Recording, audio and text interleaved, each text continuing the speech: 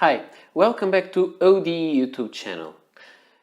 Today I'm going to show you a pen failure video. I don't do many of these negative videos because it's just not my thing. I prefer to see the good things in pens, and I really like a wide range of pens, so I don't have that much to complain, but sometimes there are failures that go beyond what it would be acceptable, at least in my opinion. So today I'm going to show you one of those pen failures. And let's just talk a little bit about this. This pen is the Waterman Expert II.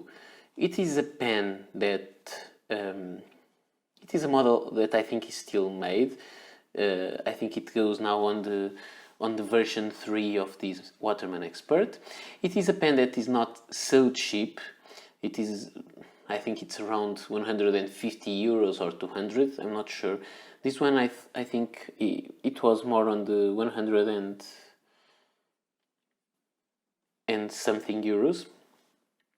It was bought a long time ago, and I bought it first when I started seeing vintage or images of vintage pens, mainly Parker Dufold, the old one, the big red, but in the mandarin yellow, and I thought that was a wonderful color, and I decided, it's not something that I felt, it was like a decision.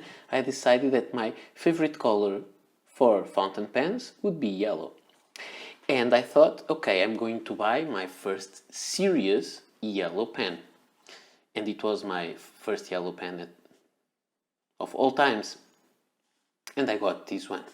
This is a limited edition of the Waterman Expert. It is yellow, like a Ferrari yellow. It reminds us of the racing cars. And it comes inside a box that is a plastic box.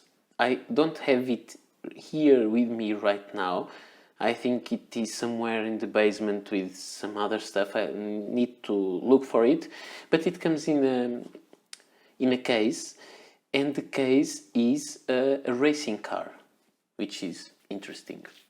A Formula 1 car. So the pen rests inside the car and it has the serial number engraved on a plate. So this is a limited edition. It was more expensive. I thought it looked really nice and I bought it. So it is a nice sized pen, as you may see, that posts very well because it snaps on place and it writes well.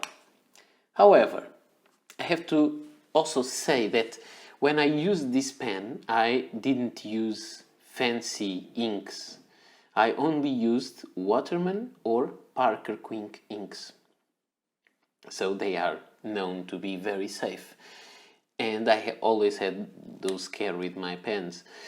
Nowadays I try some other inks. And one day, it was not one day, I was seeing the plating going off and the problem was developing slowly, but it came to a day when it came to this situation. You may see that the pen had some corrosion on the nib, and these dark spots on the nib are not, it looks, and you may say that's dried ink. No, it's not. These are really holes, not all the way through the metal, but they are holes on the nib. So this is something that I find quite, it should not happen. I think it should not happen in a pen from a brand of this kind or with this history, and for a pen that was not that cheap. I had it for many years. I wrote with it until it developed this problem, and then I put it away and I thought, okay, there's not much I can do about it.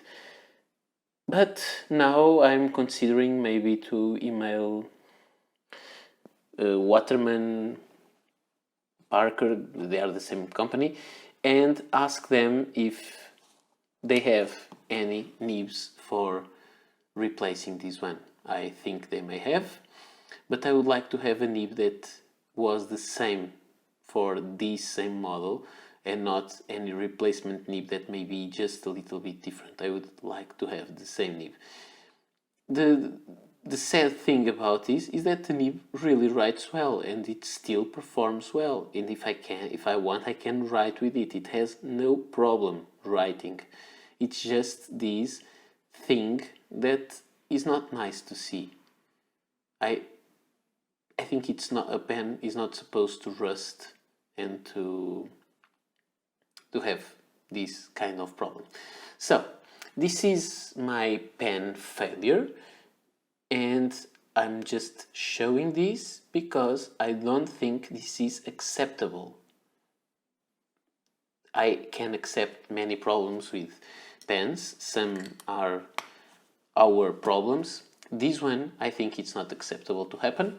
But I'm not blaming I'm not saying that the company is bad. I don't have many, but I have some other Waterman pens, and these never happened to me with any other Waterman pen. I have the Waterman Carène, which is a great pen. I have some Waterman, the Culture, which is a cheaper one, but this is very good. I don't have any problems with any Waterman pen except with this one. So I will try to see how this works, and this is not a rant. I'm not saying stop buying Waterman products or anything like that. Not at all. What I'm saying is I don't think this is acceptable, and I'll try now to see with the brand what is possible to do. And let's see what they will tell me, and then I will keep you posted on the development of this story, as I made, for example, in previous examples with the Lamy 2000. I'm not saying the brand is bad. I'm going to say this again.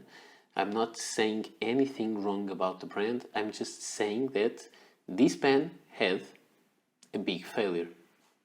So this is all for today.